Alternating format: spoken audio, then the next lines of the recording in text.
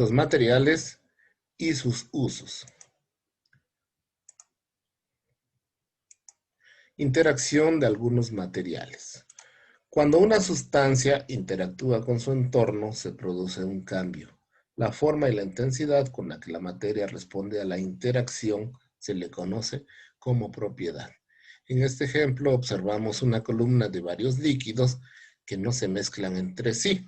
Están interactuando, pero por su propiedad llamada densidad se mantienen flotando. Un ejemplo puede ser también la interacción del agua con su entorno. Por ejemplo, si el agua líquida se le aumenta su temperatura a 100 grados centígrados, se evapora. Si el agua líquida se le disminuye su temperatura a 0 grados centígrados, se congela. A estas interacciones se les llama fenómenos. En este caso, este es un ejemplo de un fenómeno físico. Es aquel en el que después de un cambio se obtienen las mismas sustancias con propiedades físicas diferentes. Por ejemplo, en el caso del agua, el agua se puede convertir en estado sólido, se puede convertir en estado gaseoso. Este es un ejemplo de cambio físico, donde las propiedades del material no fueron alteradas. Los cambios químicos, por su parte, son los fenómenos en los que se producen nuevas sustancias, como la cocción de los alimentos, la oxidación de una manzana, la fermentación alcohólica, la combustión, la efervescencia y la fabricación de yogures. En estos cambios, las sustancias producidas tienen propiedades diferentes a las de las sustancias que los derivan. Esas propiedades que se observan debido a un cambio químico se les llama propiedades químicas. Durante un cambio químico hay manifestaciones, como son la emisión de luz y calor. El cambio de color es otra manifestación del cambio químico. La efervescencia y la formación de precipitados son manifestaciones del cambio químico. Las propiedades químicas que se obtienen durante un cambio químico, por ejemplo, la inflamabilidad, que es la capacidad que tiene un material de encenderse y producir fuego debido a la presencia de oxígeno y calor. La corrosión, el hierro expuesto a la intemperie suele cambiar de apariencia.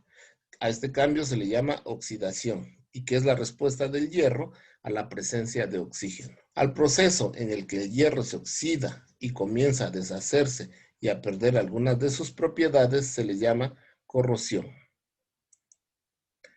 Los materiales también tienen propiedades mecánicas.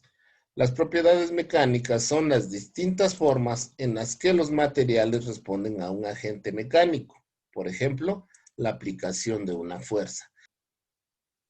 Dentro de las propiedades mecánicas que vamos a mencionar en esta ocasión, tenemos la plasticidad, que es una propiedad que tiene el material de cambiar de forma irreversiblemente al aplicársele una fuerza.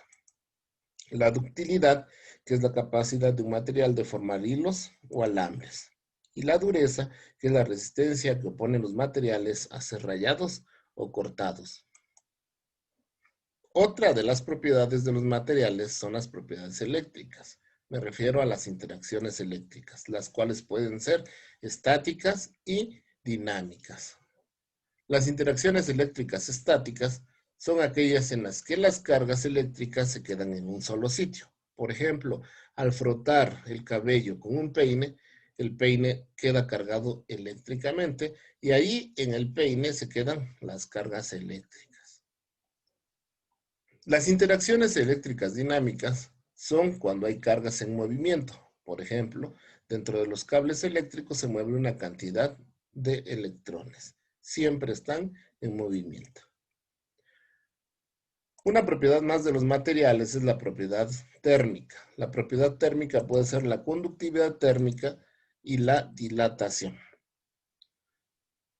La conductividad térmica es la propiedad que tienen los materiales de conducir calor por convección, por radiación y por conducción. La dilatación se manifiesta cuando hay variación de la temperatura. en las cuales el tamaño de los metales cambia, es decir, aumentan su volumen, de las cuales existen tres tipos: dilatación lineal, dilatación superficial y dilatación volumétrica.